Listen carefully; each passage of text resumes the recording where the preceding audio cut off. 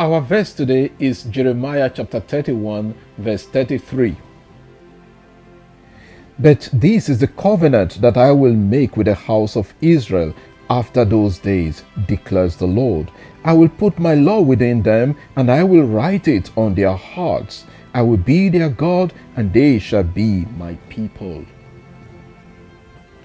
Chapter 31 of Jeremiah speaks of a new covenant God will make with the house of Israel. The word berit, translated as covenant, is not just a contract in the modern sense of the word. It is a sacred bond between God and his people. God made different covenants with his people, beginning with Noah. But the covenant Jeremiah is talking about here is that which God made with the people of Israel when he gave them the law on Mount Sinai in the wilderness. You can read Exodus chapter 19 all the way to chapter 24. In that instance, the law was written on tablets of stone. The people were to learn, memorize, and observe the law faithfully that was given to them because they could read it on the tablets of stone. But the people continually broke the laws of the covenant. So Jeremiah tells the people that God will make a new covenant with the house of Israel in those days, unlike the covenant God made with their ancestors on the day he took them by the hand out of Egypt. So you see, that is a reference to the wilderness experience. The first point I'd like to highlight is that God will put his law within them. The Hebrew expression used here is bikrebam, that is within you. And this is contrasted with the frequent expression we hear in the Pentateuch. Natan livnehem, set before your face. Read Deuteronomy chapter 4 verse 18, 11 verse 32. So while the emphasis in the Pentateuch was more on what they could see, putting the law within them means they have to internalize the law.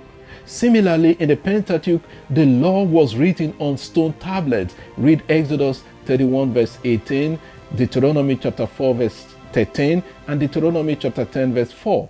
But that is now changed to writing it on their hearts. So there is a movement from the external observance to the internal. The heart left was not just the seat of the emotions. In biblical understanding, the heart was also the seat of thinking, reflection, and willing, that is, making decisions.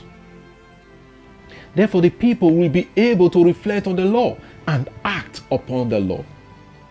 The second point is that Israel will become God's people because they keep the law in their hearts. He says, I will be their God, and they shall be my people. Whenever Israel broke the covenant law, they severed the relationship with God. They cut themselves off from his love. But with the law written on their hearts, they can observe them. They will constantly remain in a good relationship with God. It is not enough for us to know the law, that is the 10 Commandments.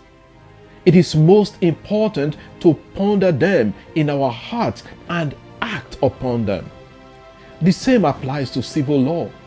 It is not enough to know the laws. We must commit to keeping the laws. Yes, sometimes we may break the laws because we are human beings, we are weak. If they have taken roots in our hearts, we can always show remorse for them and ask God for forgiveness or make up with people if we have offended them, if we have broken any laws that offend other people.